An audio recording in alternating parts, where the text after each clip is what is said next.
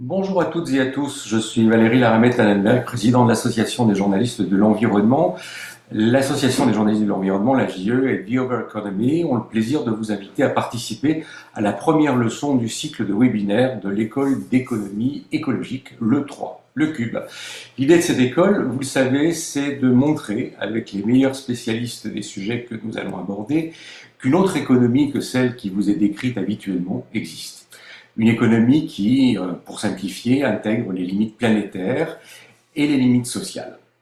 Gratuit, ce cycle de formation est destiné avant tout aux journalistes et aux étudiants en journalisme, mais place à la leçon d'aujourd'hui, la première du cycle. La crise des Gilets jaunes l'a montré, une transition écologique qui ne prendrait pas en compte les inégalités est vouée à l'échec.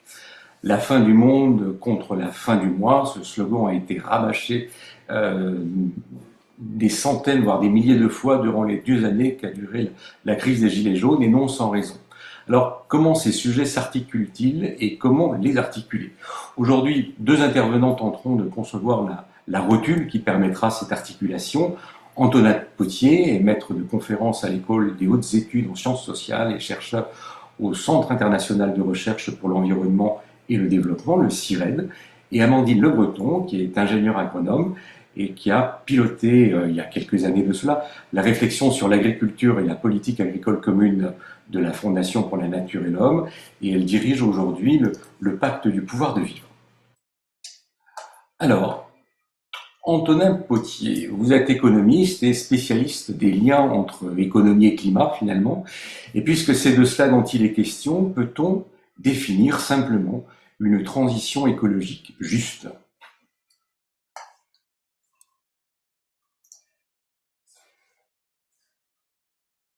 Je prends la parole? Oui, Oui, Oui, oui. d'accord. D'accord. Donc, je vais essayer donc de vous parler de ces questions de transition juste et d'inégalité écologique pour essayer de resituer le thème de la transition juste dans un panorama plus large. Parce qu'à mon sens, il peut se comprendre ce thème que à partir de d'autres types de considérations. Donc voilà, moi je suis formation académique et donc je vais plutôt essayer d'élargir un peu le problème pour donner des clés de lecture de ces débats sur la transition juste. Donc en un sens, on s'éloigne, mais pour espérer mieux comprendre, c'est le mouvement de la recherche scientifique. Alors, pourquoi une transition juste? Bah, ça vient d'être appelé. Il y a la perception d'une transition qui se ferait au détriment des plus pauvres, des plus vulnérables, peut-être qui serait désirée avant tout, mais bon, ça c'est peut-être moins présent aujourd'hui que ça ne l'a été il y a 10-20 ans, désirée avant tout par les personnes les plus aisées. Suite à un certain nombre d'événements. Donc en France, ça a été les Gilets jaunes, mais il y a eu d'autres évolutions comparables à l'étranger ou dans la sphère internationale. Est apparu ce slogan d'une transition juste, une transition qui n'abandonnerait personne. Euh, Ce vocable de transition juste est assez intéressant. On en retrace un peu la généalogie dans notre livre avec Emmanuel Combé, un nouveau contrat écologique, sur lequel je conclurai ma présentation. Mais il vient en fait de tentatives de syndicalistes américains, nord-américains, pour concilier à la fois protection de l'emploi et environnement. Et petit à petit, le concept en fait a grossi et a pris de l'ampleur. C'est le travail des organisations syndicales au niveau international qui ont acclimaté ce concept dans les négociations internationales sur le climat. Et après, il a fait retour dans un certain nombre de sphères nationales. Et là, c'est exactement ce qui s'est passé en France, hein, puisque dans l'accord de Paris, on trouve déjà des éléments liés à la transition juste, une mention de la transition juste. Et les gilets jaunes en France ont conduit à réacclimater ce terme. Alors moi, je vais pas vous dire qu'est-ce que c'est qu'une transition juste. C'est pas mon rôle de trancher ce débat. En revanche, je voudrais insister sur les éléments importants à prendre en considération dans la réflexion d'une transition juste et des éléments qui permettent d'éclairer, il nous semble, les principales variables qui doivent être considérées. Alors pour ça, il me paraît utile de partir d'une typologie des liens entre inégalité et environnement. Le thème est assez souvent débattu, on discute des rapports différents à l'environnement, différenciés, inéquitables. On parle de, voilà, parfois dans l'affaire internationale de responsabilités communes mais différenciées. Là, je voudrais essayer de vous donner une grille de lecture pour appréhender ces questions. Alors moi, je vais me situer là à l'échelle nationale. Euh, il y a des raisons pour ça, essentiellement parce que c'est assez différent en fait de ce qui se passe à l'échelle internationale. Il y a des résonances entre ces typologies-là, mais bien sûr, les relations qu'il y a entre pays et par exemple entre Nord et Sud, donc pays développés, pays en développement, sont assez différentes de ce qui peut exister dans une sphère nationale. Donc, ce que je vais vous dire là a des correspondances à l'échelle internationale, mais c'est pas exactement la même chose. Voilà. Et donc, on pourra, dans la séance de questions, en parler. Donc, cette typologie distingue quatre champs d'inégalité. Euh, le premier, et je vais les passer en revue hein, après, c'est le propos, mais là, je fais un panorama général. Le premier, c'est les inégalités d'impact des politiques de transition. Le deuxième, c'est les inégalités de contribution aux dégâts environnementaux, qui contribuent ou pas à dégrader l'environnement. Le troisième champ, c'est l'inégalité face aux risques environnementaux, face aux risques d'événements extrêmes, par exemple, que je prendrai comme exemple. Ça peut aussi être inégalité face à l'accès à des espaces naturels.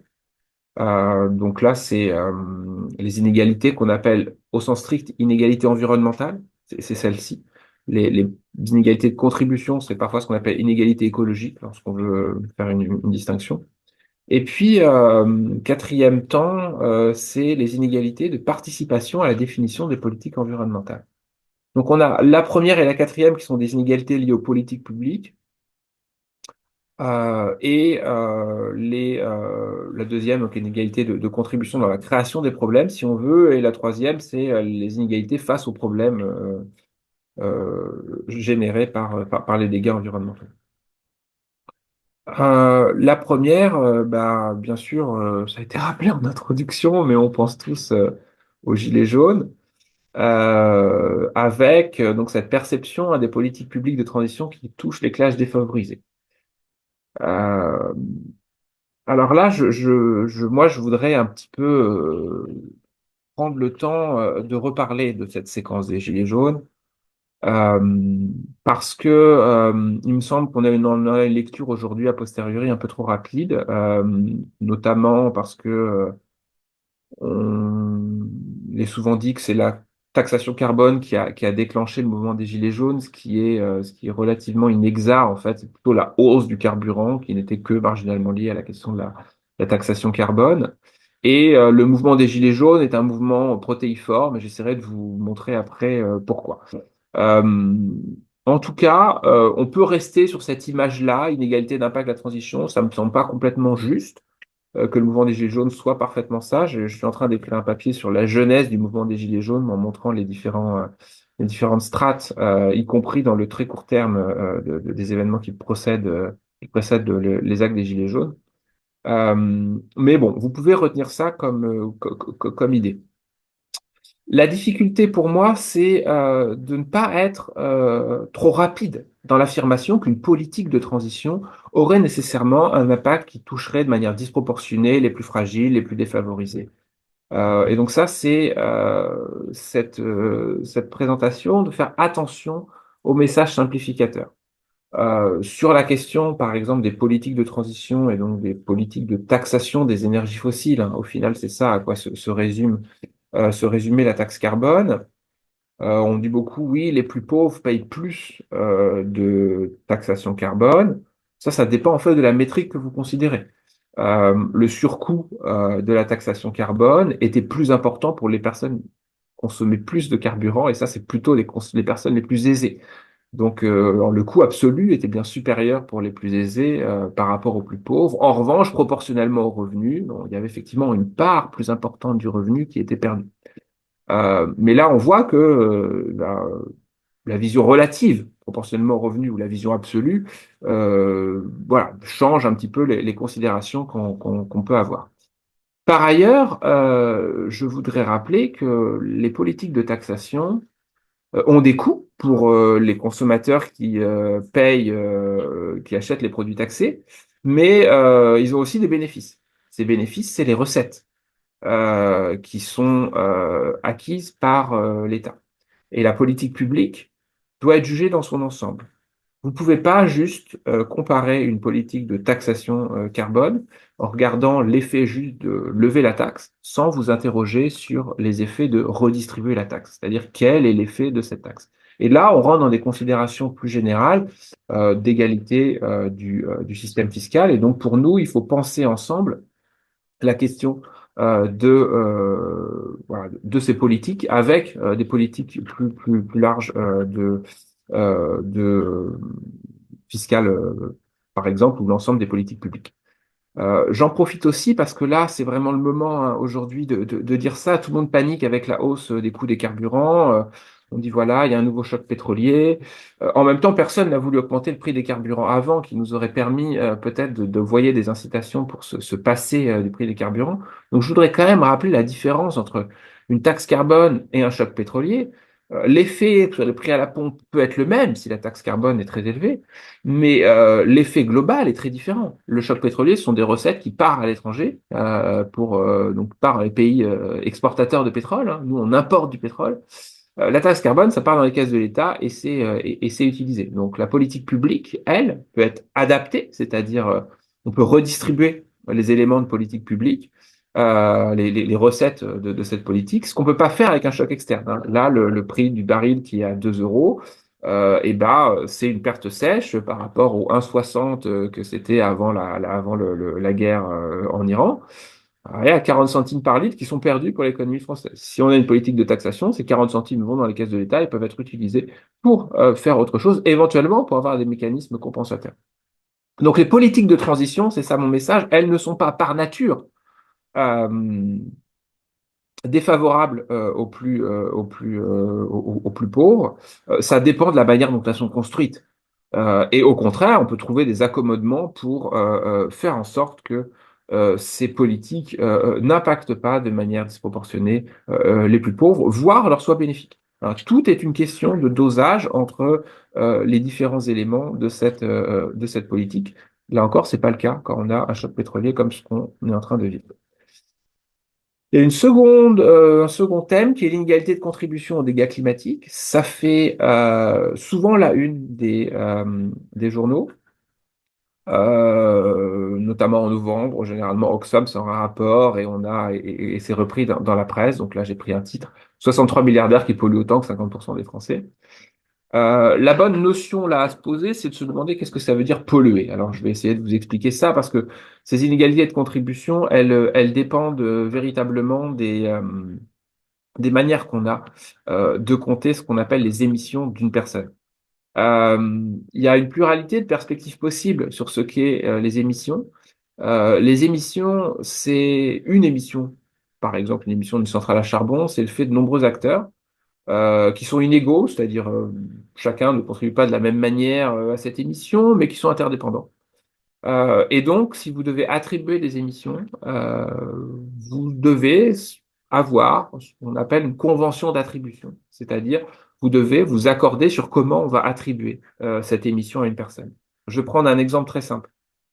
Une émission aujourd'hui achetée dans une station Total, elle peut être attribuée à l'automobiliste qui achète le carburant. Elle peut aussi être attribuée à Total. Il y a eu un procès il n'y a pas trop longtemps, lorsque Total a été assigné à comparaître, et ce que cherchaient à faire les militants, à dire les émissions de l'essence vendue par Total, ça appartient à Total. Vous pouvez dire aussi les émissions de l'essence vendues par Total, ça appartient à celui qui décide, ça appartient à Patrick Pouyanné. Vous avez là, bien sûr, hein, en fonction de la convention d'attribution que vous utilisez, vous avez là des résultats très différents quant aux inégalités d'émissions entre les individus. Si bien sûr Patrick Pouyanné reçoit l'intégralité du pétrole extrait par Total, ça fait beaucoup pour lui. Si en revanche ce pétrole est distribué aux automobilistes, ça fait moins pour Patrick Pouyanné et ça fait plus pour vous et moi, si vous avez une voiture. Donc là, il faut vraiment faire attention à ça. La difficulté pour nous en tant que chercheurs, hein, c'est que dans les reprises journalistiques, on ne fait pas toujours très attention sur quelle est la convention d'attribution qui est utilisée. Donc on a tendance parfois à mélanger un peu des choux et des carottes, puisque là, dans la convention précédente, hein, les milliardaires français, en fait, c'était le patrimoine financier des milliardaires. La plupart les personnes n'ont pas de patrimoine financier, hein. Le patrimoine est très très inégalement réparti. Donc, si vous comptez les émissions liées au patrimoine financier, c'est pas forcément vous allez avoir quelque chose qui va être très très inégal, puisque les disparités de patrimoine sont les plus importantes, hein, bien plus importantes que les disparités de revenus. Si on regarde une autre métrique, hein, qui est moi celle qui m'intéresse, mais là encore, c'est pas exclusif, c'est juste pour avoir une autre vision, hein, c'est ce qu'on appelle les inégalités d'empreinte carbone. Les inégalités d'empreinte carbone, euh, qu'on appelle les inégalités des émissions liées au mode de vie, c'est-à-dire c'est les émissions qui va fait tout au long de la chaîne de production pour soutenir un certain mode de vie, eh bien, ces inégalités-là sont moins inégalement réparties que le revenu. Donc en fait, on a plutôt plus d'égalité en termes d'inégalité d'empreinte carbone que de revenus. Donc bien sûr, il y a toujours une disproportion, hein. Les plus riches consomment plus que les plus pauvres, je ne vous apprends rien, et donc ça se traduit par plus d'empreinte carbone. Mais malgré tout, la différence de consommation entre riches et pauvres, donc mettons entre les 10% les plus pauvres et les 10% les plus riches, ce qui est représenté dans ce graphique-là, n'est pas, est moindre, hein, que la différence de revenus entre ces deux catégories de la population. Et on pourrait même dire que c'est peut-être encore moins inégal, parce que par exemple, pour les questions de l'alimentation, il y a des effets de biais liés à la mesure de l'alimentation. En fait, à part si vous avez un régime voilà, végétarien, où vous n'allez pas avoir de viande, etc., là, vous allez avoir un régime substantiellement, enfin des émissions liées à votre consommation alimentaire substantiellement plus faibles que la moyenne de la population, mais sinon, tout le monde a à peu près les mêmes moyennes, puisque tout le monde mange à peu près peut-être pas la même chose, mais après le même nombre de calories, et donc ça induit le même nombre d'émissions carbone. Cette vision des inégalités focalisée sur le revenu ne doit pas nous faire oublier quand on parle des inégalités liées aux contributions, il y a aussi des différences systématiques à même niveau de revenu, ce qu'on appelle la différenciation horizontale des émissions. La différenciation horizontale des émissions, c'est que vous êtes pauvre, ou que vous soyez pauvre ou riche d'ailleurs. Il y a d'autres pauvres voilà, ils ont dans le même décile de revenus, dixième de revenus que vous, mais qui vont émettre nettement moins. Donc par exemple, si vous êtes en centre-ville, vous émettez moins que si vous êtes à la campagne, et ça se voit ici à tout niveau de revenus. C'est le graphique qui est présenté là. Le rural, c'est ce qui est vert. Le centre urbain, c'est ce qui est bleu.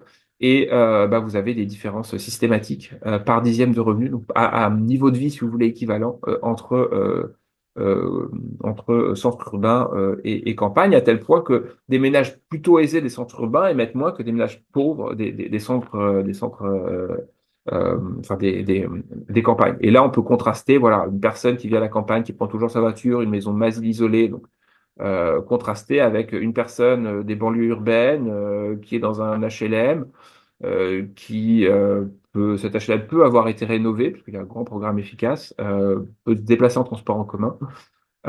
Vous avez bien sûr des contributions extrêmement différentes aux émissions de gaz à effet de serre, mesurées par le niveau de vie, enfin par le mode de vie, à niveau de vie équivalent.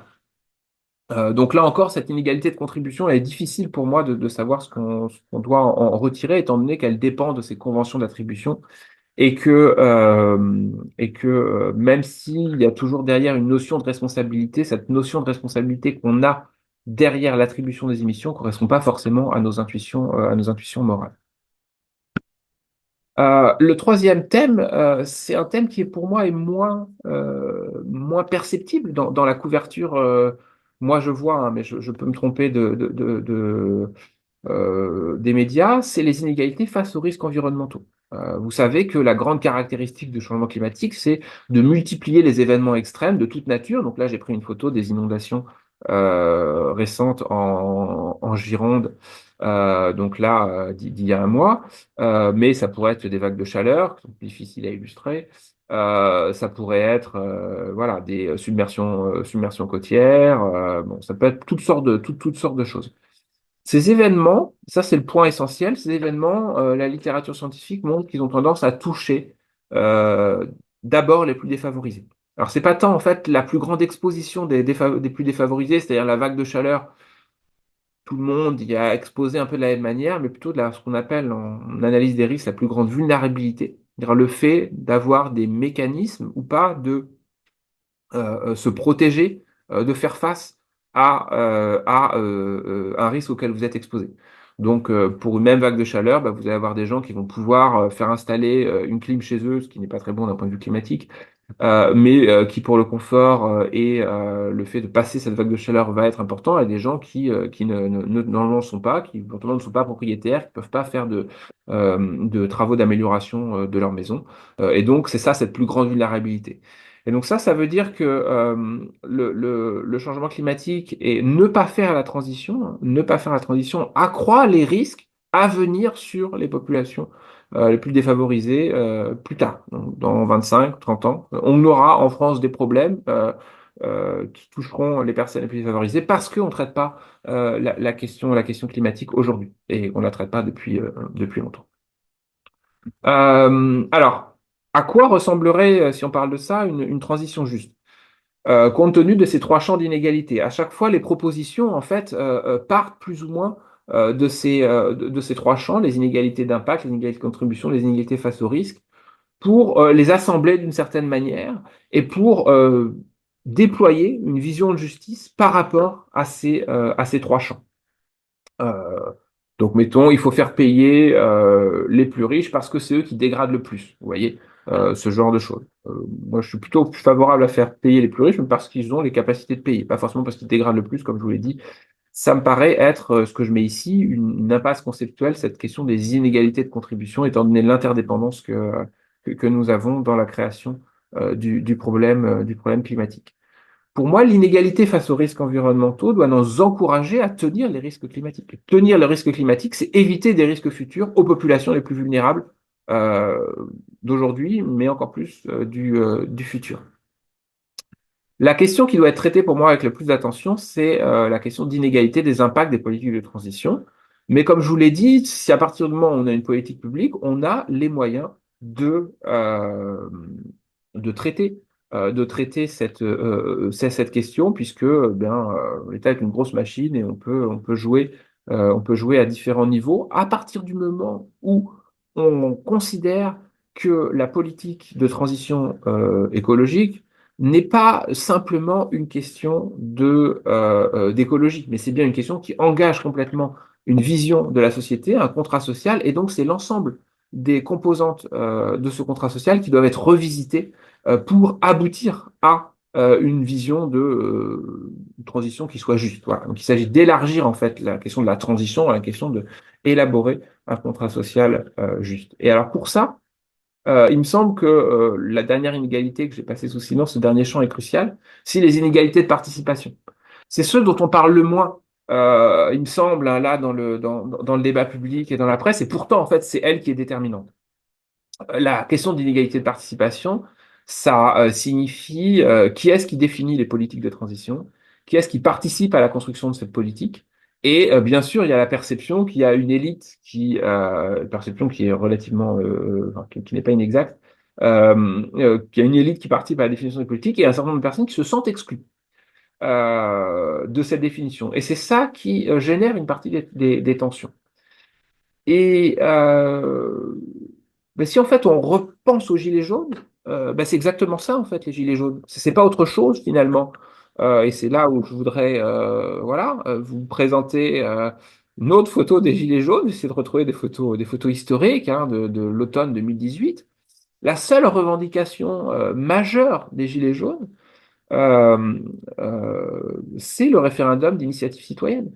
Et c'est une question d'inégalité de participation. C'était bien le fait que leur avis n'avait pas été pris en compte dans la formulation des politiques publiques. Et donc, revendication très forte de participation à la définition des politiques publiques.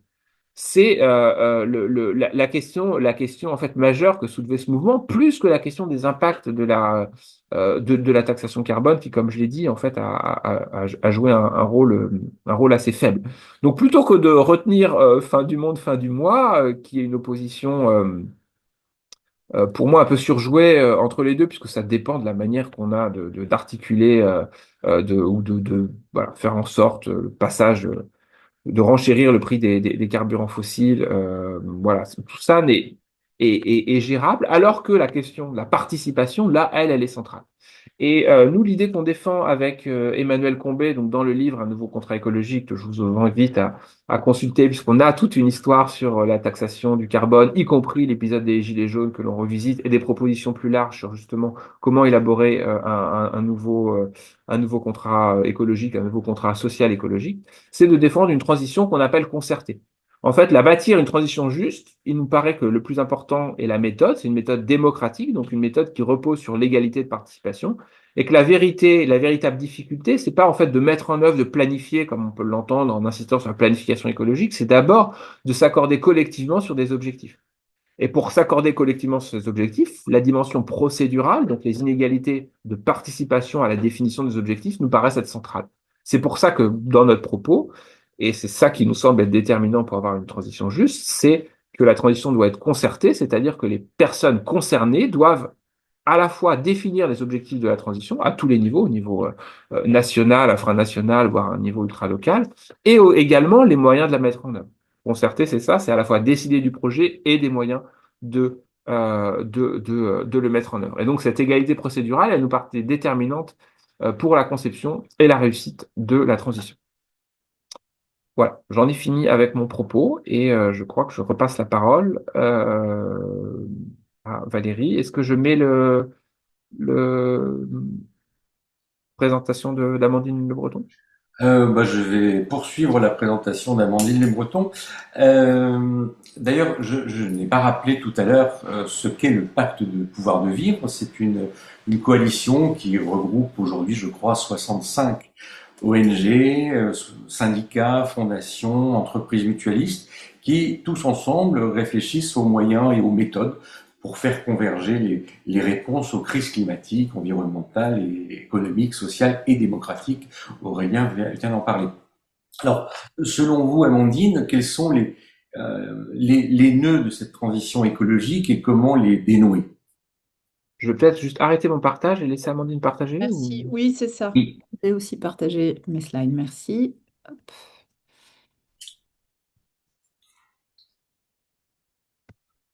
Est-ce que vous voyez les choses correctement? C'est bon Absolument. pour vous? Ouais. Oui, oui, c'est bon. Alors, merci, merci Antonin pour cette introduction. Évidemment, c'est parfaitement articulé. Moi, je voulais vous proposer qu'on puisse partir de ce que j'appelle les nœuds de la transition. Euh, Je vais y revenir évidemment sur la définition de ce que pourraient être les nœuds de la transition, mais c'est important de tirer malgré tout des enseignements des échecs passés et puis d'identifier aussi les risques à venir, puisque ces sujets de transition écologique juste, évidemment, on est en plein dedans et il y a un certain nombre d'enjeux qui sont déjà là, mais aussi qui vont advenir et sur lesquels c'est important de se poser tout de suite, évidemment, les bonnes questions. Euh, Ce qui est important avec les nœuds de la transition, c'est que notre idée en tant que pacte du pouvoir de vivre, c'est aussi d'apporter un regard politique à cette question. C'est-à-dire, au-delà de l'approche méthodologique qu'on partage absolument, ce que vient de dire Antonin, c'est dans le moment dans lequel on est, démocratiquement affaibli, avec le risque de l'arrivée au pouvoir des idées d'extrême droite. Qu'est-ce que ça veut dire d'aborder la question de la transition juste par justement ces nœuds qui ont tout à voir avec le quotidien des gens et des personnes. Et ça me permet de dire quelques mots sur le pacte du pouvoir de vivre. Valérie vient de le rappeler, hein, c'est aujourd'hui 65 organisations qui a la particularité de rassembler des syndicats, des associations, des fondations, des mutuelles. Et en fait, ce qui est intéressant, c'est que ça s'est créé suite à la crise des Gilets jaunes. Donc, suite à cette tension sociale qu'on a certes associée à la taxe carbone, mais qui est de fait un peu plus large, des syndicats, des associations, des fondations, des mutuelles qui ne se connaissaient pas et ne travaillaient pas ensemble, se sont dit qu'il fallait créer un espace pour croiser des regards, pour que chacun sorte de ces couloirs de nage, des sujets qui sont historiquement les siens, pour apporter un regard croisé sur des problématiques qui touchent au quotidien des personnes, puisque la particularité de ces organisations, c'est vraiment de travailler au quotidien auprès d'un certain nombre de publics très divers, des jeunes, des plus précaires, dans les territoires, etc. Donc apporter ce regard croisé, contribuer là où on était, nous, organisation, à ce débat public et à la mise en place des politiques publiques. Et donc, deux constats suite à la crise des Gilets jaunes. On n'avait pas, y compris nous, les organisations de la société civile ou une partie, la société civile organisée, on n'avait pas suffisamment à travailler à définir les conditions de réussite d'une mesure comme la taxe carbone, par exemple. Et donc, il fallait qu'on y travaille et qu'on se retrousse les manches. Je reviendrai sur cette notion de travail et oui, de se retrousser les manches. Et la deuxième dimension qui est très importante et qui rejoint aussi ce que vient de dire Antonin, c'est qu'il y a une dimension démocratique extrêmement forte à ce moment de la crise des Gilets jaunes et qui, voilà, relevée par Antonin, mais aussi à interroger le rôle des syndicats, des associations, des fondations, des mutuelles, de ce qu'on était en fait dans ce moment-là. Puisqu'y compris le président de la République, dès 2017 d'ailleurs, a dit que bon, finalement les corps intermédiaires, on pouvait s'en passer, on pouvait parler directement aux personnes. Enfin, il y avait cette question de la participation qui était montante et à juste titre, mais du coup qui interrogeait le rôle de nos organisations qui, à la fois, étaient historiquement pourvoyeuses de propositions dans le débat public, mais aussi, pour certaines d'entre elles, mettent en place très concrètement les politiques publiques au niveau local. Donc ça interrogeait aussi pleinement la question démocratique. C'est pour ça que l'ambition du pacte et sa raison d'être, c'est faire le lien entre transition écologique, justice sociale, renouveau démocratique. Et juste pour la petite incise, on avait fait une enquête avec Ipsos en 2023, au moment de la mobilisation contre la réforme des retraites, et 83% des Françaises et des Français avaient dit que pour eux, la crise démocratique était à même de freiner la transition écologique juste. Donc on voit bien qu'y compris dans l'état d'esprit, on va dire, des gens, des Françaises et des Français, cette question démocratique a tout à voir avec la question de la transition juste. Alors, pourquoi aborder la question par les nœuds de la transition? C'est quoi finalement un nœud de la transition? Et pourquoi c'est intéressant du point de vue qui est le nôtre, à savoir, entre guillemets, de faiseurs ou d'acteurs de terrain, mais aussi qui avons une voix dans le débat public, c'est que c'est absolument essentiel d'avoir fait, comme l'a fait le SGPE, un Mondrian qui répartit les objectifs, les ambitions, le partage de l'effort en termes de tonnes de CO2. Mais ça ne dit rien des points de friction au niveau du concret, du quotidien des personnes. Et en fait, cette question des nœuds, elle est intéressante parce qu'elle permet d'aborder la transition là où sont les points de tension, là où on peut par avance anticiper qu'il peut y avoir des points de tension. Et donc, évidemment, ça peut ne pas anticiper un point de tension, mais on pense que en regardant la question politique de la transition juste ainsi, ça nous permet d'anticiper un certain nombre de sujets. Donc les nœuds de la transition, c'est là où il y a une tension écologie, sociale forte qu'on peut anticiper. C'est un sujet cœur de quotidien. Quand on parle de la voiture, de l'alimentation, de les zones pavillonnaires, par exemple. Donc là, ça touche aux habitudes. Aujourd'hui, 87% des Français ont pour objectif de vie d'avoir une maison avec un jardin. Bon, ben ça rentre en friction avec un objectif de lutte contre l'artificialisation des sols, par exemple.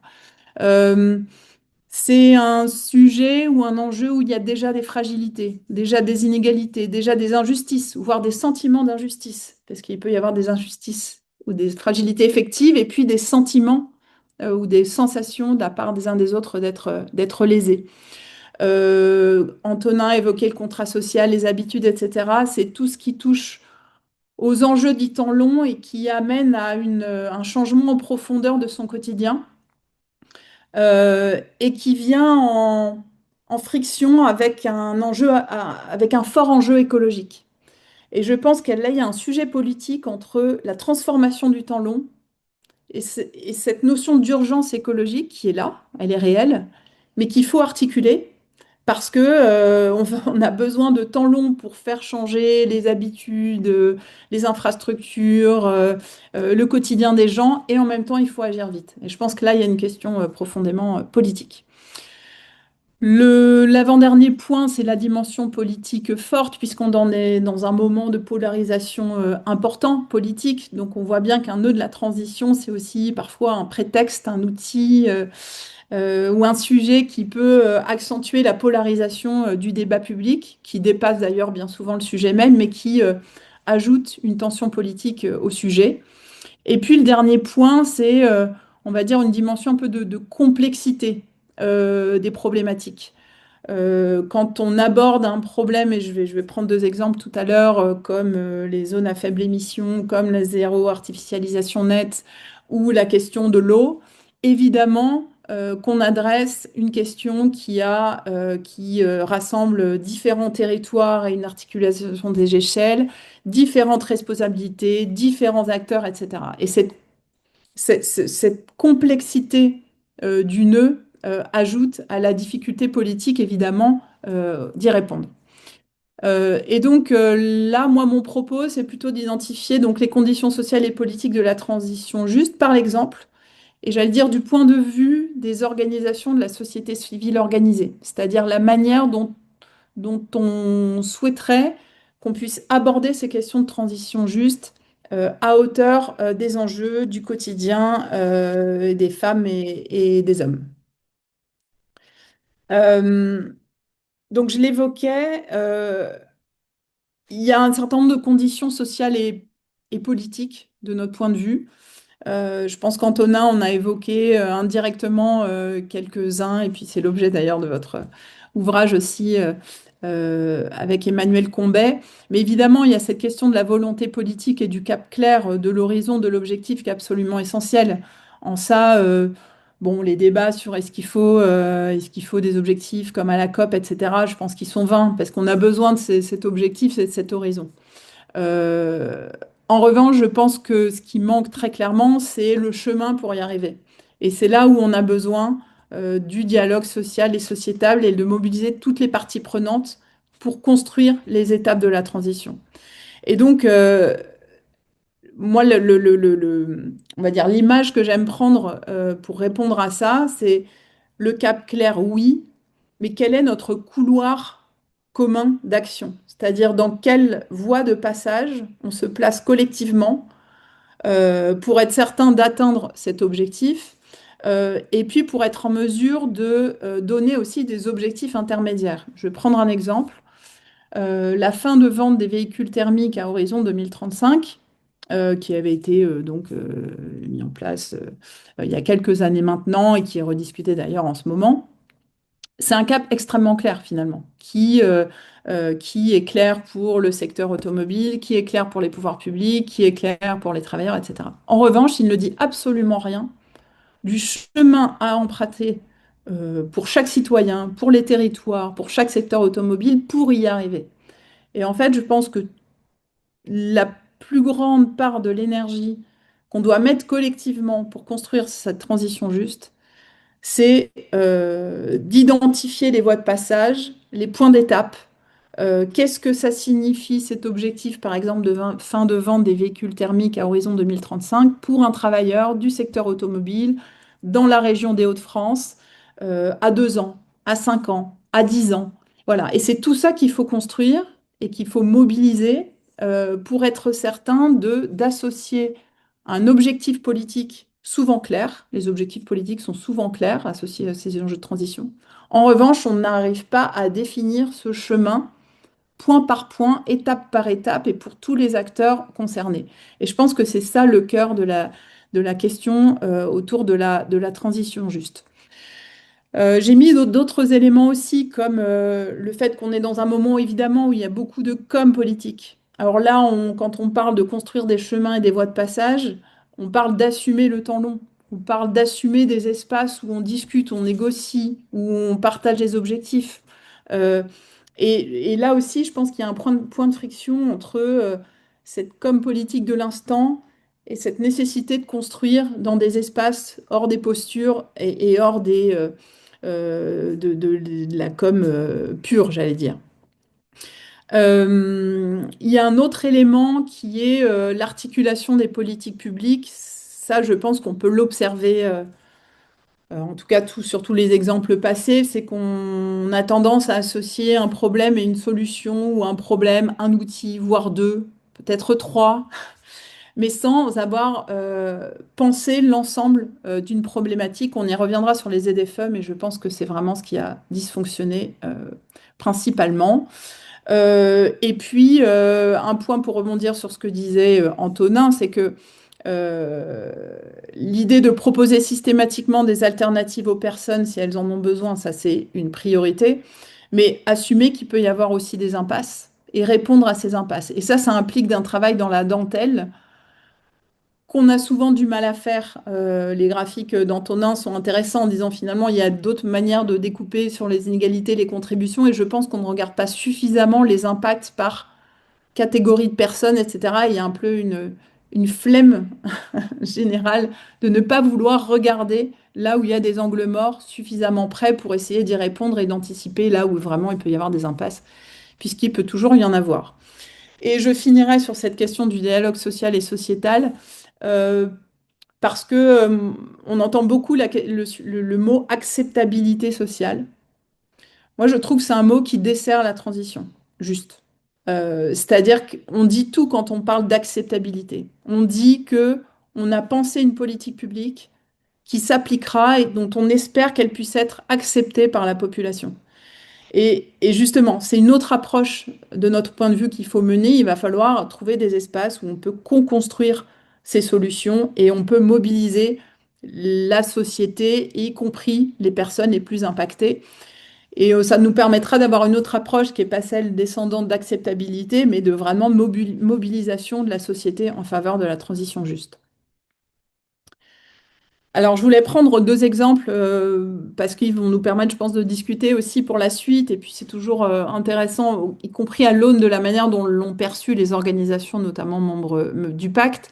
Le premier exemple, c'est un exemple récent et dont on connaît maintenant l'échec, qui sont les zones à faible émission. Ce qui est intéressant, je trouve, dans la question des ZFE, c'est que sur le papier, il y avait un certain nombre de conditions favorables, on va dire, à ce qu'on puisse aborder pleinement le sujet de la lutte contre la pollution de l'air dans les villes par la voiture, puisqu'il y a de réelles inégalités, des impacts environnementaux et sanitaires très forts, donc 40 000 morts par an liés à la pollution de l'air. On sait qu'à Paris, les personnes les plus pauvres sont 5 fois plus à même de mourir de la pollution de l'air que les personnes les plus riches. Donc, il y avait, on va dire, ce point de départ dont on comprend que la question sanitaire articulée à la question environnementale, articulée à la question des inégalités, peut nous permettre d'accepter cette politique publique parce que, encore une fois, le cap est plutôt clair d'éviter ces 40 000 morts par an. L'autre condition, c'est que certes, la voiture, elle est indispensable et elle est au cœur du quotidien de beaucoup de monde, donc, notamment en milieu rural, mais c'est aussi la cause d'un certain nombre de fragilités et de dépendances économiques. En France, il y a 4 millions de personnes qui n'ont aucun moyen de se déplacer, donc même pas un abonnement en transport en commun, une trottinette, donc a fortiori pas de voiture. Et puis il y a un peu plus de 9 millions de personnes qui sont fragilisées par le fait d'avoir une voiture. Une voiture, c'est de fait du carburant, mais c'est une assurance, il faut l'acheter, la rembourser, etc. Et donc, y compris une fragilisation économique. Et donc, on aurait pu se dire que si on avait une politique qui permettrait de résoudre à la fois des enjeux sanitaires, environnementaux, mais qui permettrait de penser une réduction de la place de la voiture dans le quotidien, notamment de personnes pour qui ça devient de plus en plus une charge, on aurait pu répondre à une problématique, y compris sociale et économique. C'est un sujet depuis 2010, puisque c'est dans le débat public sous différentes formes, et cette question de la pollution de l'air, elle est quand même très présente depuis maintenant 15 ans. On a eu peu à peu des retours d'expérience européens, puisqu'il y a 300 ZFE partout en Europe qui ont été mis en place, et plutôt de manière bien faite, avec des bons retours d'expérience. Et puis, il y avait une volonté politique initiale assez forte, avec une projection, etc. Donc, il y avait quand même des conditions un peu favorables à ce que tout ça se passe plutôt bien. Et j'ajouterais une dimension de subsidiarité, puisqu'en plus, l'idée, c'était que les collectivités puissent s'emparer de l'outil pour adapter aux besoins, aux territoires, etc. Le fait est que, voilà, on est plutôt dans une phase de fait d'échec et de mise sur le côté, sur la touche des ZFE. Quelques éléments ici, d'autres, voilà, des personnes en émettent d'autres, mais moi j'ai essayé de mettre ici des éléments qui nous semblent particulièrement intéressants à regarder. Le premier étant que on a une sorte enfin, les échelons nationaux et locaux ont été déliés, c'est-à-dire qu'il y avait cette ambition zone à faible émission au niveau national de lutter contre les 40 000 morts par an liées à la pollution de l'air et la subsidiarité nécessaire. Au final, ont conduit à ce qu'il y ait deux espaces où se passent les choses. Des politiques nationales qui racontent ce qui se passe au niveau local et au niveau local des collectivités qui avancent sans être en mesure de regarder ou de communiquer ou d'évaluer complètement sur ce qu'elles ont fait. Et je pense que là, il y a deux espaces qui n'ont pas été suffisamment connectés en termes de politique publique pour raconter la manière dont les ZFE ont contribué effectivement à réduire la pollution de l'air, puisque par ailleurs, les ZFE ont des impacts positifs dans les endroits où ils ont été mis en place. Quand j'ai réfléchi à ZFE, je me suis dit, mais les ZFE, voilà, c'est le summum de la technicité et du nom qui s'éloigne de l'objectif initial et qui ne raconte plus rien des années après de l'intention initiale de cette politique. Voilà, zone à faible émission. Qu'est-ce qu'on en dit? Qu'est-ce qu'on en fait? Voilà, on a perdu, je pense, le fil du récit et de l'intention, et je pense que les mots, les termes, la manière de faire a pu y contribuer. L'autre élément essentiel de mon point de vue, c'est des réponses politiques incomplètes. Encore une fois, les ZFE ont été efficaces. On a réduit la pression des pollutions particules fines dans les centres-villes où ça a été mis en place. En revanche, certes, il y avait encore dans certains nombres de centres-villes des centaines de personnes, des milliers de personnes qui ne pouvaient pas accéder à ces centres-villes pour leur travail, pour leurs déplacements, etc. On n'a pas forcément su, d'une part, les voir, d'autre part, y répondre. Et puis, on a fait l'impasse sur le pendant de la ZFE qui était d'accélérer pleinement sur les alternatives aux tout-voitures.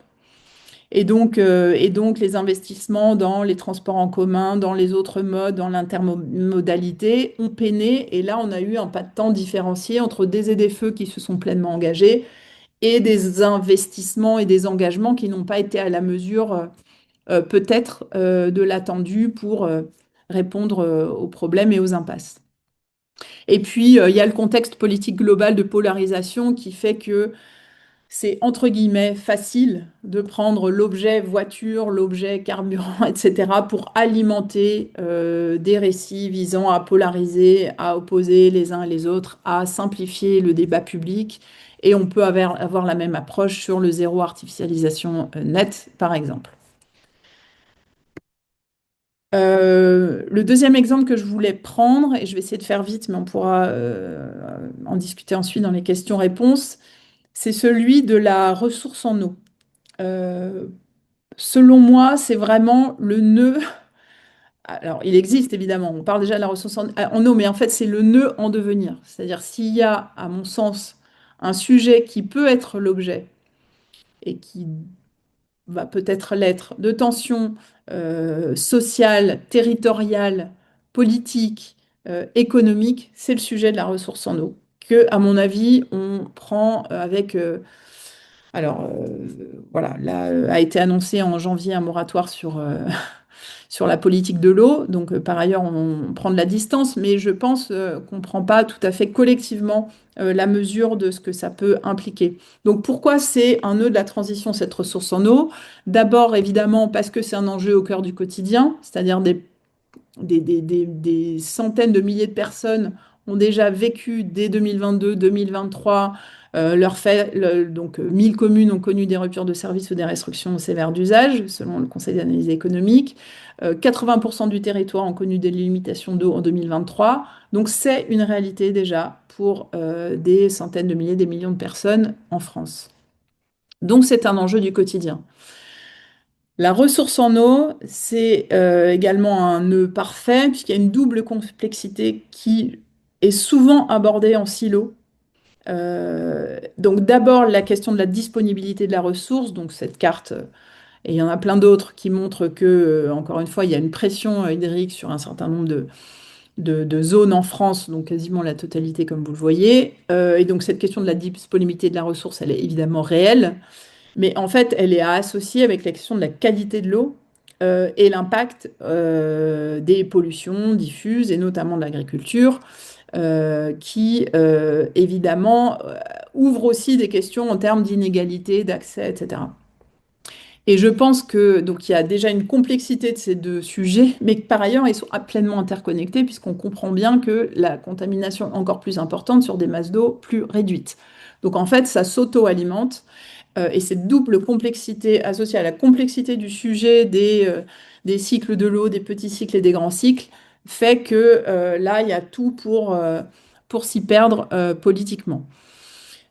Là, il y a un certain nombre d'inégalités aussi, voilà, entre personnes, entre les besoins vitaux, les besoins de confort, entre territoires, puisque, par exemple, en 2019, il y a eu un décalage de la date du brevet, mais la région de Normandie a dit, mais pourquoi on décale la date alors qu'on n'est pas concerné par ces fortes chaleurs, etc. Enfin, on sent bien qu'il y a des sujets entre territoires qui vont se jouer aussi.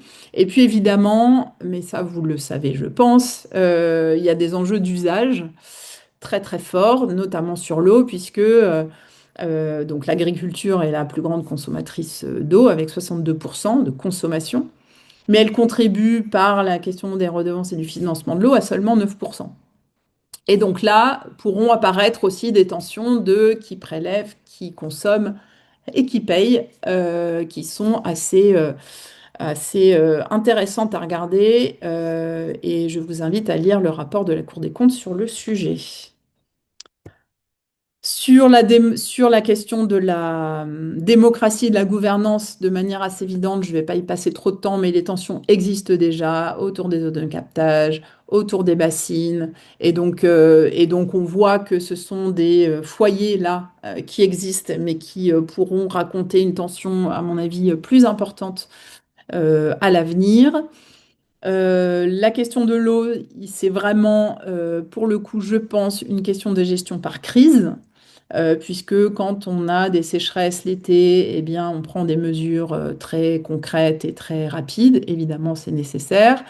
Et à l'inverse, quand il y a une crise agricole, donc là, la ministre a annoncé un moratoire sur la politique de l'eau en France.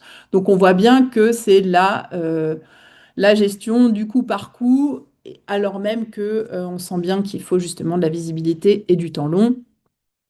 Et puis enfin, pour finir et ne pas être trop longue, en termes d'économie, évidemment, on parle beaucoup d'agriculture quand on parle d'eau, mais il faut aussi parler d'énergie, puisqu'en fait, on refroidit évidemment les centrales électriques par les cours d'eau.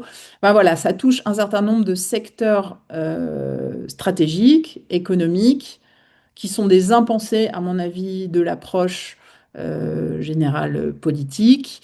Et puis, on fait évidemment l'impasse sur les coûts de l'inaction, et notamment, mais voilà, là j'ai quelques chiffres, on pourra en reparler, sur le fait qu'il y ait des contaminations aux pesticides, aux métabolites des pesticides, qu'on évalue encore trop peu, je pense, et dont on verra les impacts, notamment sanitaires, très bientôt. Donc là, on a un peu on va dire le schéma général d'un nœud dont je pense qu'il est urgent, sur lequel je pense qu'il est urgent de travailler. Donc, nous, en tant que pacte du pouvoir de vivre, ce qui nous intéresse, c'est qu'on puisse, bah, en fait, mettre du temps de travail collectif sur ces questions-là. Ça s'appréhende pas par une mesure politique et une annonce en temps de crise. On a besoin collectivement de se mettre autour de la table au niveau national et au niveau local pour apporter des solutions sur le temps long et réduire les niveaux de tension. On a besoin de ce dialogue social et que l'ensemble des parties prenantes soient impliquées. Et je pense, pour finir, que c'est l'une des manières aussi qui permettra de rapprocher les citoyens du monde politique.